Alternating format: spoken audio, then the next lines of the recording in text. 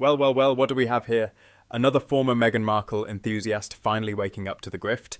Comedian Katherine Ryan, who once went to bat for the Duchess of Delusion, has now pulled a full 180.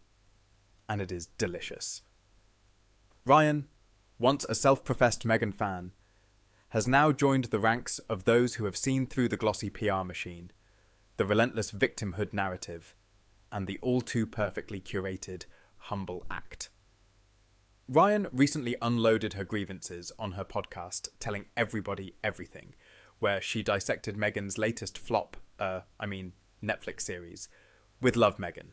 And let's just say, the review was less than glowing. I liked Meghan Markle. I was rooting for Meghan Markle, Ryan admitted, before making it crystal clear that she has since come to her senses. I see now, and maybe it's just the projects she's choosing.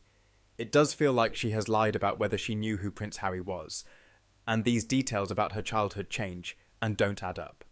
You don't say, Katherine. You mean the woman who insisted she had no idea who Prince Harry was, despite being photographed in front of Buckingham Palace and blogging about wanting to be a princess, might not have been entirely truthful.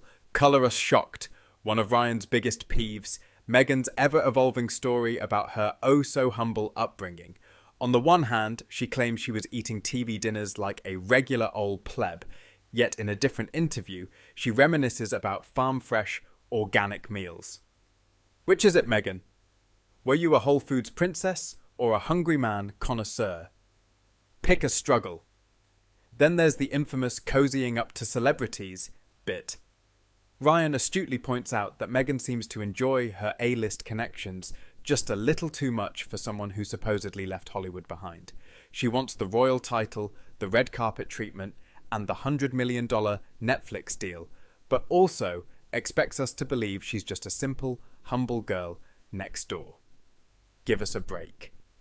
And let's talk about Meghan's newfound obsession with the Sussex name. According to Ryan, I think less of women who change their name anyway. But let's be honest about why you're choosing Sussex. It's a way to hang on to the Duchess of Sussex. Ding, ding, ding. Meghan may have officially retained Markle, but let's not pretend she isn't trying to rebrand herself into something more prestigious. Duchess just hits different when you're trying to sell bland, beige lifestyle content.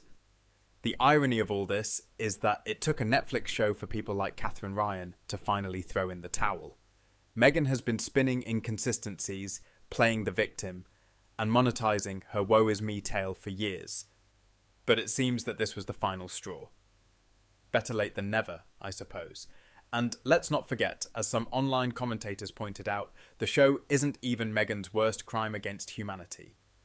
That honour belongs to the never-ending legal threats, the taxpayer-funded tantrums, and the hypocrisy of living like a one-percenter while lecturing the rest of us on compassion. The Netflix show? Just the cherry on top of a cake that's been baking for years. Ultimately, Katherine Ryan's about face proves one thing. The Meghan Markle brand is wearing thin. Even former defenders are growing tired of the perfectly curated, ever-changing sob stories. The jig is up. And as more and more people wake up to the con, one thing is clear. With love, Meghan might just be her final act.